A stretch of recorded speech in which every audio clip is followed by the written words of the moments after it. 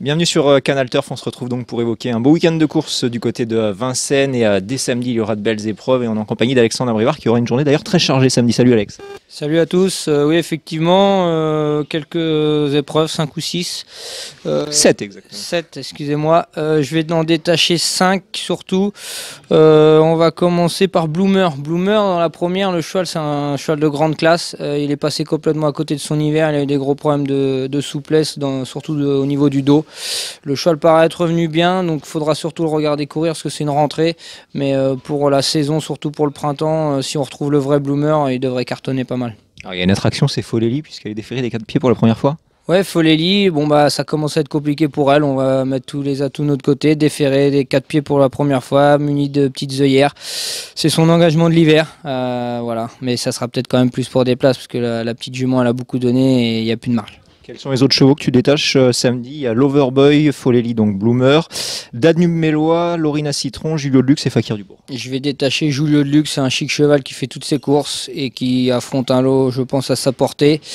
Et je vais détacher aussi l'Overboy qui m'a pas déplu la dernière fois lorsqu'il s'est classé 3e. Il sera aussi déféré des 4 pieds pour la première fois. Donc il faudra se méfier de mes déférés première fois ce samedi. Pour nos amis internautes, si on devait en jouer un gagnant, ce serait lequel? Julio de Luxe. Et super, je peux pas te laisser partir sans te demander un mot sur Looking Superbe dans le Prix de France dimanche. Bon, il partira en deuxième ligne, vous êtes que 11, vous avez le 10 à l'autostart. Comment tu vois les choses tout simplement? J'aurais préféré le 11 que le 10 parce que je pars au couloir, derrière le couloir 1 qui est Bellina, donc qui devrait sûrement se faire envelopper tout de suite par Usa Josselin qui est au 2. Faudra que ça se goupille bien dans les 200 premiers mètres de course, mais sur ce qu'il a fait dans le Prix d'Âme, le cheval a tout à fait le droit d'être dans les 3 premiers.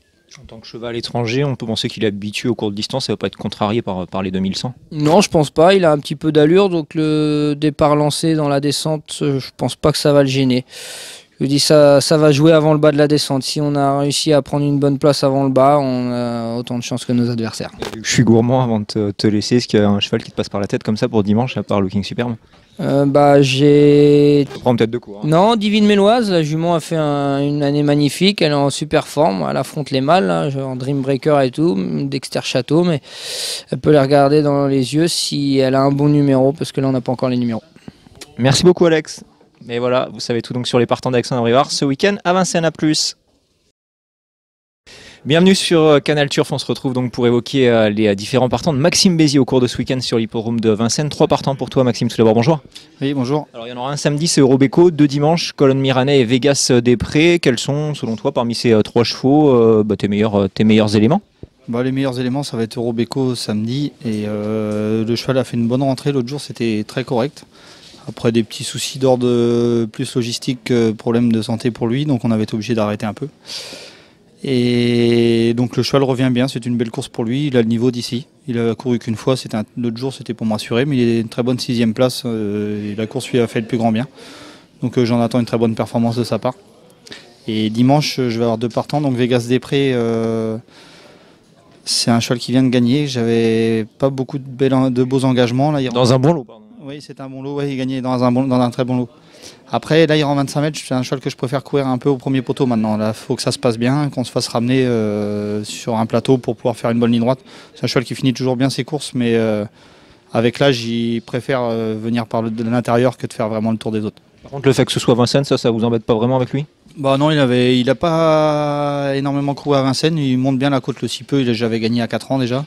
Et au mois de septembre, il a eu une très bonne seconde place derrière Vertige de Chenu qui était très bonne sur des conditions similaires, mais il partait en tête.